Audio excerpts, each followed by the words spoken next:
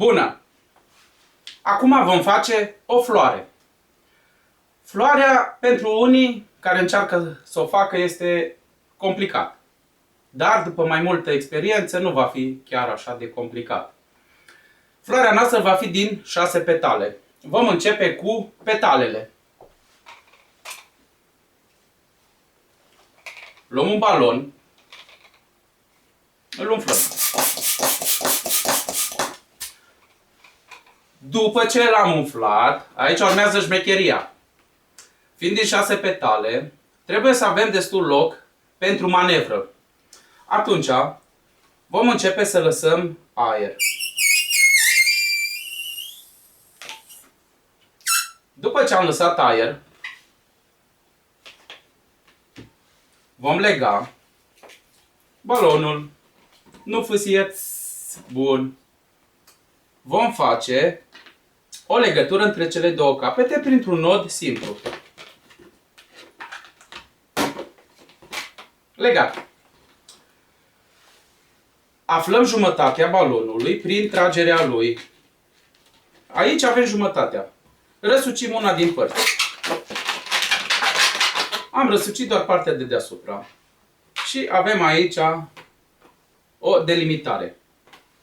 După care va trebui împărțit în 3. 1, 2, 3 părți egale. Da? Avem 3 părți egale. După ce îl ținem o perioadă de timp așa, în poziția asta, și dăm drumul încet, se vor vedea cele 3 părți. 1, 2, 3. Vom strânge prima parte și o vom răsuci. Încă se mai vede și partea a doua și a treia. Vom strânge și partea a doua. Și bineînțeles că va ieși și partea a treia. Și avem 3 părți. 1, 2, 3. Da? Le vom apropia. Și acum vine magia. Vom strânge până se apropie locurile acelea de limitare. Și vom răsuci. Nu de multe ori. O dată, de 2 ori. Și am obținut petalele. Acum tulpina este mai simplă de făcut. Vom pune aici petalele. Și vom lua o tulpină verde. De obicei tulpina se face verde, petalele din orice culoare, dar tulpina verde. De obicei. În unele cazuri putem să o facem și din alte culori.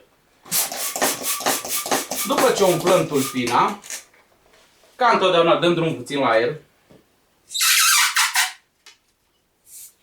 Facem nodul. Și acum vom face un M cu una din codițe mai lungă.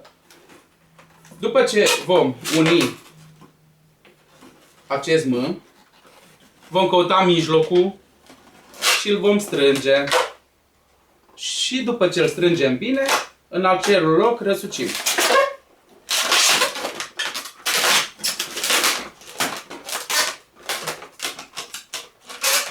Aceasta este tulpina. Seamănă și cu o sabie, doar că este mânerul mai lung. Mai este și o variantă de tulpină, doar cu 2 petale. Acum vom face vârful florii cu o bulină învârtită. Vom trece această porțiune printr-una din locurile între 2 petale.